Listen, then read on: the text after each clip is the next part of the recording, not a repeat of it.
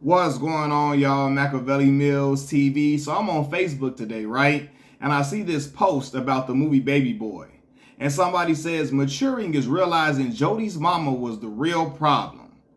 Jodie's mama was so desperate to keep a man that just did a bid in prison. She was willing to kick her own son out like she did her other son who ended up getting killed because of it.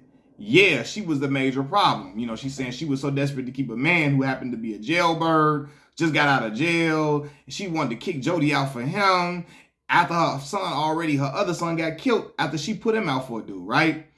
And I'm gonna say this, man. First of all, the movie Baby Boy is a really dope movie. It's a hood classic, but there are messages and gems within the movie. Shout out to that brother John Singleton, the brother at Kappa Alpha Psi Fraternity Incorporated, man. John Singleton gave us some great black art, man. Some great art for us to watch.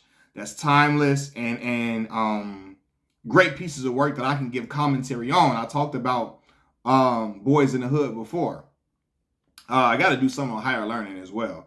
Excuse me. But anyway, Jodie's mama was the problem, but not necessarily for the reasons he outlined. I believe that Jodie's mama was the problem because Jodie's mom raised him to be dependent on a woman 100%. Now, what do I mean by that? She didn't raise him to stand on his own 2 feet and take life by the horns. Jody was a man who, he was young, but a man who had already made 2 children. He sits around her house, chilling, relaxing with no job, and he got 2 mouths to feed. While one of his baby mamas that he's frequently at her house, he's not really living with her, but he be there a lot. She got a job, she goes to work, she got a vehicle, she go do her thing, she go to work, all of that, she got her own spot. Jody, when she at work, he drive around in her car, kicking it with his homeboy P, drinking Alizé, playing the video game, running around and freaking on broads while she at work. When, he should be out working when he got a child. That was evident that he should have been out here doing that. And Jody mama, from what I remember, I don't know, she really wasn't checking him like that. Like, she was letting him just kick it and chill. And it probably was something he had been doing for years because JoJo, his son, was up in age. And it didn't seem like she was really trying to push him to be better until she got a new companion, till she got Melvin in her life, right? And at that point, she tried to make him independent as soon as she got a man because she wanted to enjoy his companionship and intimacy privately. Also, you know how them dudes be. They be like, man, your son around here, he in the house butt-ass naked, which is wild disrespectful, while your son at home cooking breakfast. She wanted it to be that, you know what I mean? And she wanted him to get out, but she was allowing Melvin to kind of push the line and trying to hurry up and get Jody out of there when she didn't raise him to be that way. Jody's mama raised him to be Yvette's problem instead of her solution / partner, right? And then tried to make him independent when Melvin came around. And he didn't know how to respond to that. Even though, Melvin had his own dynamics about him. But yeah, man, like Jody was just living life carelessly, and allowed to just do what he wanted to do. And I often speak about, personally in my regular conversations, me and my homies speak about how a lot of black mamas were more harsh to their daughters than to their sons, right? Growing up in the hoods of Chicago, I've seen many women push their daughters to be independent, to go out and get their own, to go out and work, go to school, whatever. And they were cool with the son not doing nothing as long as he was at home in a house where she could watch him, right? And that comes from a lot of mothers losing family members and losing, their partners. Because I believe Jody's father got killed, I believe, right? I believe he got killed. I think he did. I think. Y'all can correct me if I know his brother got killed. I don't know if his dad got killed too or whatever, but he was a street dude or something, right? But anyway, a lot of women, they witness a lot of the men in the hood getting killed. So they just satisfied as long as the son ain't dead. They let him do whatever. And the girls get pushed. I guarantee you if Jody's mom had a daughter in the movie, you would have saw how different their relationship dynamic was. She would have been pushing her daughter to be this and do that or whatever. And Jody was allowed to really just sit on his ass and just do what he wanted to do and let life pass by while he's still procreating and he's still out here freaking on all the girls and kicking it with P, having a great ass time and just chilling and kicking it and nodding to the music in the car while his girl at work and all of that, and he just doing what he do. And yeah, so I believe she was a problem because for so many years, again, we don't see this, but I feel like for so many years, she was enabling him.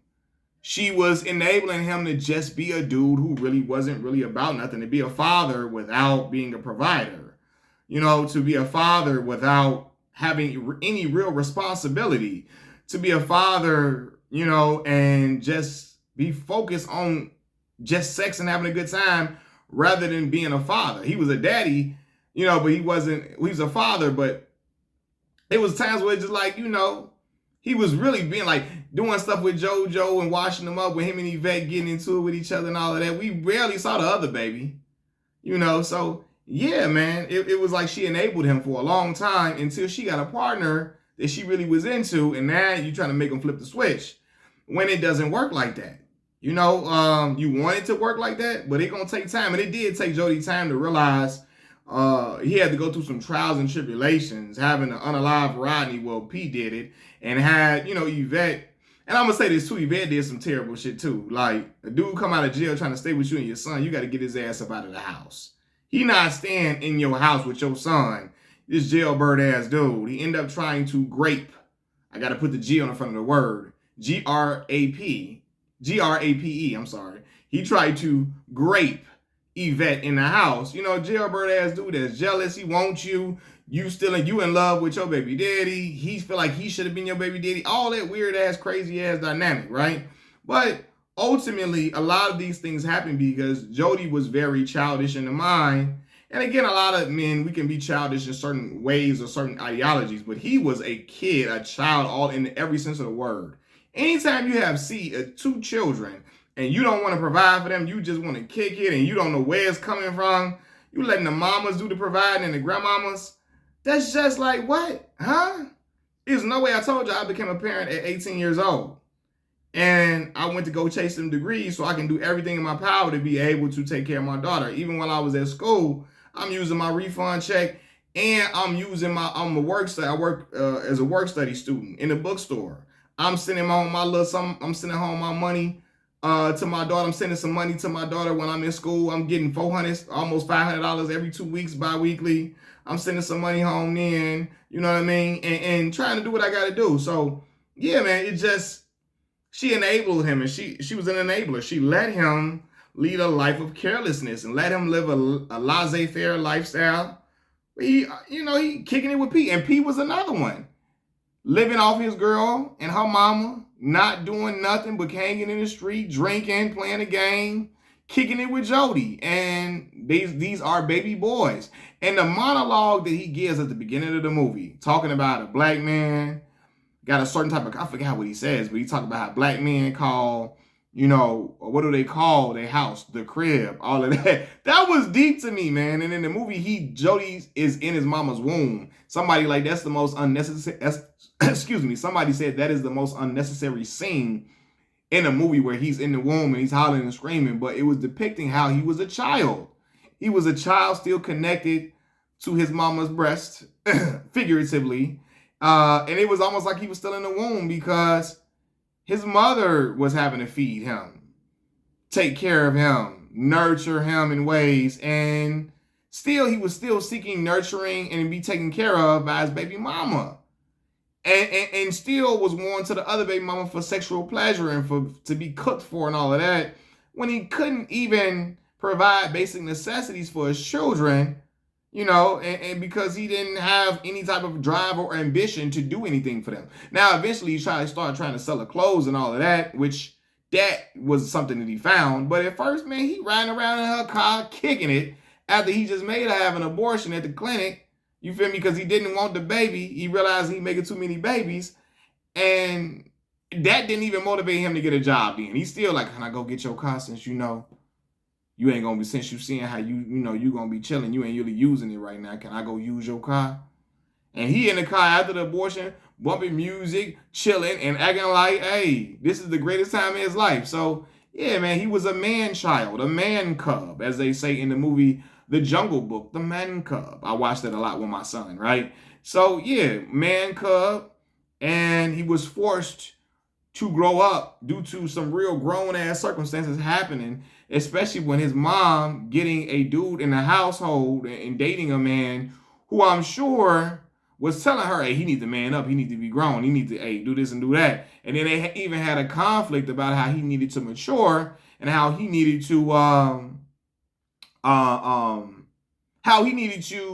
mature as a man. I'm gonna say this too though, because Melvin has some stuff with him too. He got kids he wasn't seeing, didn't have a relationship with, and I don't know if we never saw him caring to mend it. Then he growing weed in the mama's backyard, and he's able to simply apologize, and it's cool.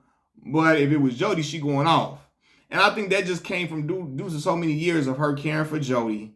You know, probably too out of guilt that her other son had died, caring for him and letting him do what he wanted to do. She didn't have no partner. She gets a partner who cares about her, who's willing to protect her, who's willing to go to work, to provide, who's willing to be the partner that she probably been thinking about, that she ain't ready to let him go. You know what I mean? Because she's been longing for that partner, that type of relationship dynamic where she felt safe and protected. And the moment she finally got that, she was willing to, at that point, hey, I got to make my son grow up to keep this relationship dynamic that I want. I'm going to do it. I'm not going to run him off because he grew some weed. As long as he apologized and don't do it again, it's cool.